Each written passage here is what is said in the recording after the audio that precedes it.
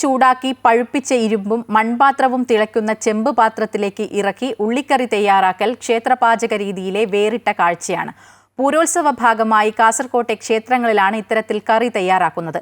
എന്നാൽ ഈ പാരമ്പര്യ രീതി അധികം ആർക്കും അറിയില്ല.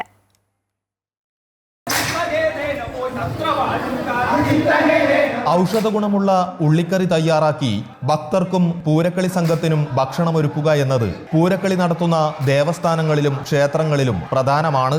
എന്നാൽ ഇത് തയ്യാറാക്കുന്നതിലെ സവിശേഷതകൾ ആരെയും ആകർഷിക്കും. മണിക്കൂറുകളോളം തീയിൽ വെച്ച് ചൂടാക്കി പഴുപ്പിച്ച ഇരുമ്പും മൺപാത്രവും ഉള്ളിക്കറിയിലേക്ക് ഇറക്കുക എന്നത് പാരമ്പര്യ രീതിയാണ്. നീലേശ്വരം നാഗച്ചേരി ഭഗവതി സ്ഥാനത്ത് ഉള്ളിക്കറി തയ്യാറാക്കുന്നതിന്റെ ദൃശ്യങ്ങളാണിത്.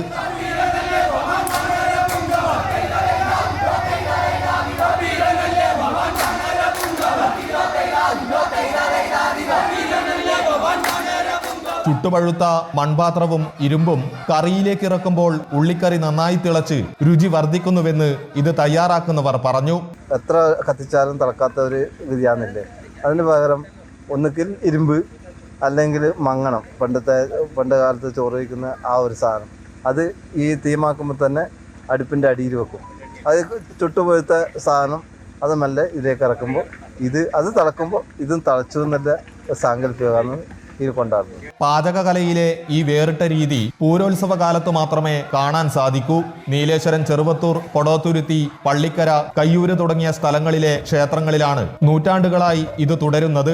കഞ്ഞിവെള്ളവും അരിപ്പൊടിയും മുതിരയും തേങ്ങാപ്പാലും ചേർത്ത് അതിലേക്ക് വെളുത്തുള്ളി നീര് പിഴിഞ്ഞൊഴിച്ചാണ് ഉള്ളിക്കറി ഉണ്ടാക്കുന്നത്.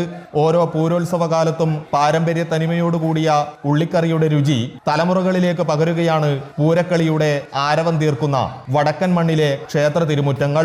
അമൃത ന്യൂസ്, കാസർഗോഡ്.